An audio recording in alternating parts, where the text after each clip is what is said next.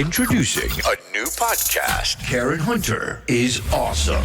If you like me on SiriusXM Urban View Channel 126, you're gonna love me. And Karen Hunter is awesome. Hey, this is Karen Hunter, host of the Karen Hunter Show on SiriusXM's Urban View. Karen Hunter is awesome is an actual podcast to bring heat and energy and knowledge and power. A 1-2 punch that I don't think you get anyplace else. Tell the truth. So check out the podcast wherever you get your podcast. You will not be disappointed. Karen Hunter is awesome. A new podcast from Karen Hunter. I'm trying to figure out how we navigate the next 2 years, the next 4 years.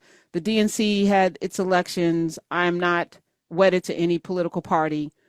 But it's interesting how they've cobbled together the next form of leadership. Not at the top, I think they needed a black woman, just me personally. Mm-hmm. And they did not. They put a white man at the top, and I'm sure he's a lovely man. But vision-wise, where are we right now as a nation? And will we have a nation to even vote for or fight for? It's not looking good. I'll tell you that it's not looking good. This is wild. I've just been, so my best friend, she's been out of the country for the last 2 weeks, and she was doing a retreat. So like no phones, no nothing. She's been back for 24 hours, and she texted me and was like, I'm desolate. I feel so desolate. Like there's no catching up, like I'm trying to catch up and there is no catching up because like the fire is just, going. And I'm like, yeah, which they said that would be the plan, right? They said they would come in the door, do all the things. You don't know where to keep your eye, and they are doing that. And I am not sure what the Democrats are. I don't know what the plan is. I'm not seeing a lot of action. I'm not seeing really even a lot of talking. I feel like maybe they're in wait and see mode, but this is not the time for wait and see mode. I mean, but who are the Democrats? I mean, because AOC has been vocal. Jasmine Crockett has been vocal. Yes. I saw a clip of Malcolm Kenyatta, who's been out. He is the vice chair, one of 3 vice chairs. That he got elected. Matter of fact, let me play Malcolm Kenyatta, what he said. Play it, Smith. My grandmother, a warrior of the civil rights movement. She called me at some point during the last Trump administration, her stomach in knots, her voice cracking, and she said to me, "Baby, I'm so sorry. I'm so sorry because I thought our generation had fixed some of this stuff." I said to her what I say to you tonight. It's just our turn. In this moment, when young people like me are asking whether or not we're going to inherit a world where we can drink the water and breathe the air, this is a moment of us to choose. This moment where seniors are asking, can they retire in the house that they raised their kids? This is a moment of us to choose. Now, there are folks who have written their obituaries of the Democratic Party. But I didn't come all the way to National Harbor for a funeral. I came for a revival. Malcolm Kenyatta could have been in Congress, but he didn't get elected. Now he will be DNC vice president. He's 34 years old. I agree with him. I feel like this is a time in this chaos for opportunity. But I don't know who's going to lead you. Like, to your point, what is the plan that we can all get behind? There's a plan to boycott Target. There's a plan to, there's a lot of different plans on the table. But what's the goal? Like, they had a manifesto, a 900-page manifesto that they have been crafting for the last, some would say 100 years. Some would say at least since Reagan, at least since Nixon and Reagan, definitely since Obama. They've been adding to it, refining, hitting the courts, banging on the courts. They lucked up and snuck, got Trump in the first time and got the Supreme Court, one of the levers, one of the branches of government. And all they needed was the executive branch again. And then they got the trifecta. So it's very little politically that can be done, but that doesn't mean you stop fighting. And I feel like a lot of these folk have been such career criminals, but that would be unfair, but career politicians that they have forgotten the service. You're there to fight and serve the people. Mm-hmm. That's it. It's a lot of fundraising and a lot of speechifying. Some of the texts I'm still getting are just outrageous. The fundraising texts for, the Democrat raise funds now. If you act now, we'll $20 now, we'll do that. I'm like, we'll do what? We'll do what? What's the plan? All I see are the panic, like the advertising of panic, where it's like, Trump is going to take away everything you care about. Put in 20 and we'll match. And I'm like, okay, yes, he will. But what's my money doing? Where's it going? What are you doing? This whole thing with Musk, being knee deep in personal data and, deep in the files.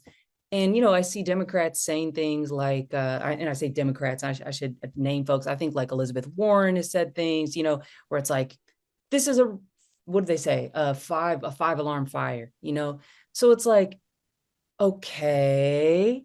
And, so like, I need more than it's a 5 alarm fire. It's a 5 alarm fire, and we're passing this bill to da, da, da, da, da. And if it's not going to be a bill, at what point do you go, and I hate to even like do this, but like the Marjorie Taylor Greens, how like, Yeah. they get physical in a way, like they get physical. She gets on the floor, she gets in people's way.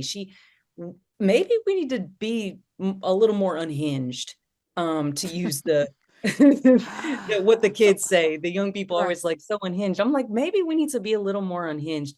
Like, this man has sleeper sofas in federal buildings. Go And down lock there. the people, right? Go Lock the down people there. out. Yeah. Yeah. Maybe our senators need to be physically walking down there and saying, what are you doing? Like what, instead they're on Twitter. So, and maybe I'm being unfair, and there's, I'm sure there's things that are escaping my notice, but No. I feel like you should physically go down there and get in his face and ask, what do you think you're doing? Because right now they're just letting him. Yeah. And no one's checking anyone. To your point, Musk announced the shutdown of of US aid in the middle of the night in an audio only appearance on Twitter. On X. On Twitter. Yeah. We don't call it X. You No, don't right. care what he calls it, right? But he did not say what legal authority he believed the White House has to shut down a federal agency without congressional. It doesn't. But as I've been saying to people, it doesn't matter whether it's legal. It is, if you can't stop somebody from doing something, what does it matter whether it's legal or not? Exactly. It's like the whole, and this is what I'm like, okay, we were approaching some, like this little shred of class consciousness when Luigi Mangione, killed the United CEO. And now it's like people, the people who this is going to affect, which is all of us, there's those of us who those aren't our guys, and so we're mad. And then the people who it is their guys are like, well, no, this is okay. Like what do you call it? All these, Twitter dudes who are on there saying, well, in response to people like Elizabeth Warren, who are saying, we didn't elect this person. This is not, a confirmed person. And the response is, well, no, we did elect him because Trump ran on him on a line. So that means we did elect him. And it's like, no, that's not what that means. Words mean things, processes exist and matter. And so when we have, what's legal versus not legal, to come back around to your point, like a speeding ticket is only a real punishment when you're broke. Right? Like when you don't have any money and you can't pay a speeding ticket's a big deal. When you're rich and you can pay that speeding ticket, even if it's like a $300 one, like, you were going 80 and a 25 and they hit you with a bit, which I don't know what the speeding ticket is for that. I'm sure it's very big, but it's probably jail. Right. I'm not sure. I can't prove it. But like it's only a crime, or if it's only a punishment if you can't afford to pay it, but like it's only illegal if you've got people who are going to hold you accountable. And we don't have that. Elon doesn't have that unless somebody physically walks down there and puts the man in cuffs. But who's going to do it? Who's going to do it? This is why, there's a part of me that's I'm pragmatic. very pragmatic, and in my personal life, very stoic, right? It's facts matter. This has to make sense, and if it doesn't, so I'm rarely going to be like, I can't, because if you can't control it, investing emotions and your health into something that you can't control matters not. So I've been doubling down, Olivia A. Cole, on where we all live. You live in Kentucky, I'm in Jersey, everyone's living somewhere. What can you do in your community to make things a little bit better? Because that's something that impacts you day to day. I walk my community. So I know what's going on in my neighborhood, and I know where the holes are and where the wins are. And I love seeing, oh, they're paving a road, oh, they're doing the sidewalks here. It gives me hope because I'm paying taxes. So I need to know what's going on. And if there's something not going on, can I help make something happen? Because that's our day to day. This federal stuff now, where it becomes dicey, Social Security, a lot of people depend on that, including my mama. Yep. All right.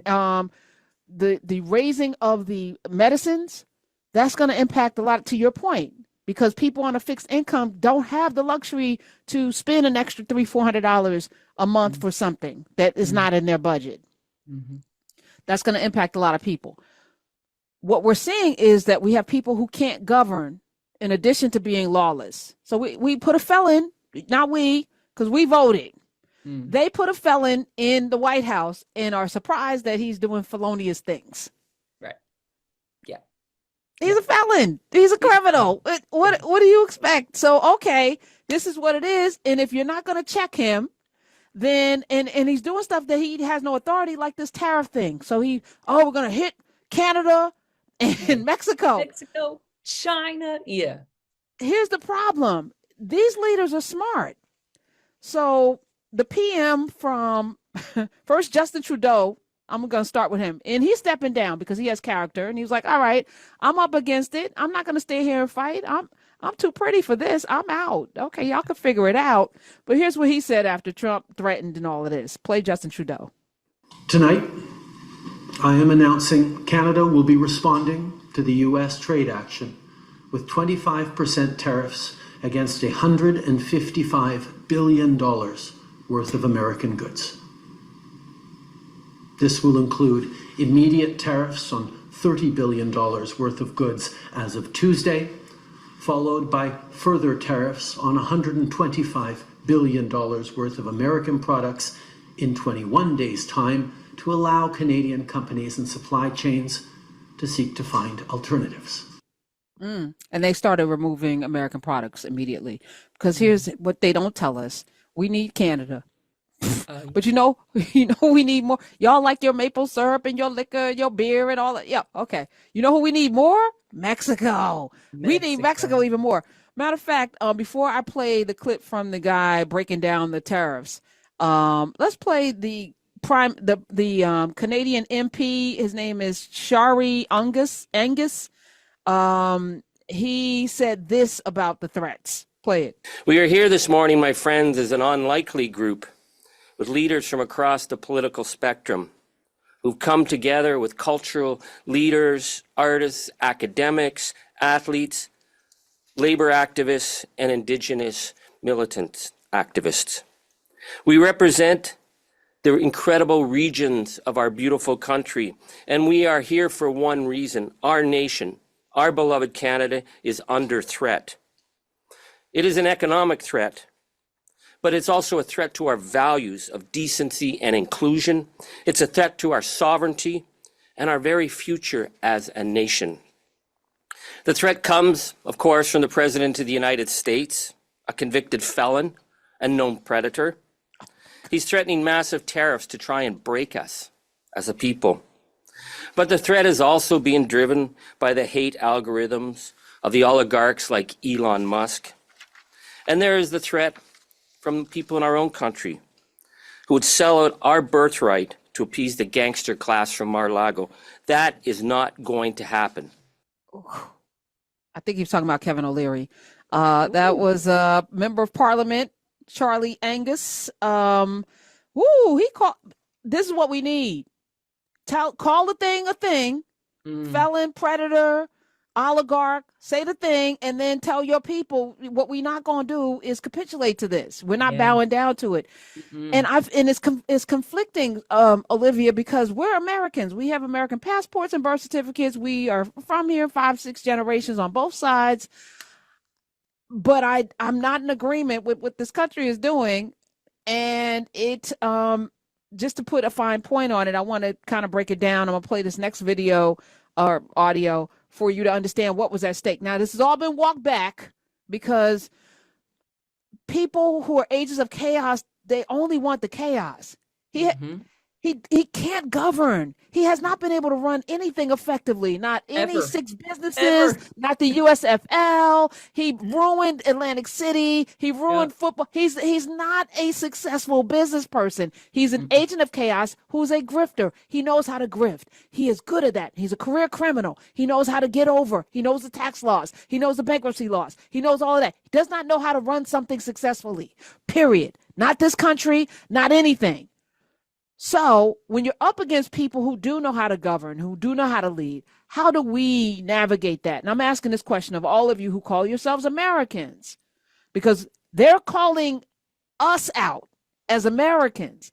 Are you for this? And if you're for this, I want to hear why. 866-801-8255. And if you're not for this, what's the cause? What's your action? Introducing a new podcast. Karen Hunter is awesome. If you like me on SiriusXM Urban View Channel 126, you're going to love me. And Karen Hunter is awesome. Hey, this is Karen Hunter, host of The Karen Hunter Show on SiriusXM's Urban View. Karen Hunter is Awesome is an actual podcast to bring heat and energy and knowledge and power. A 1-2 punch that I don't think you get anyplace else. Tell the truth. So check out the podcast. Wherever you get your podcast, you will not be disappointed. Karen Hunter is awesome. A new podcast from Karen Hunter.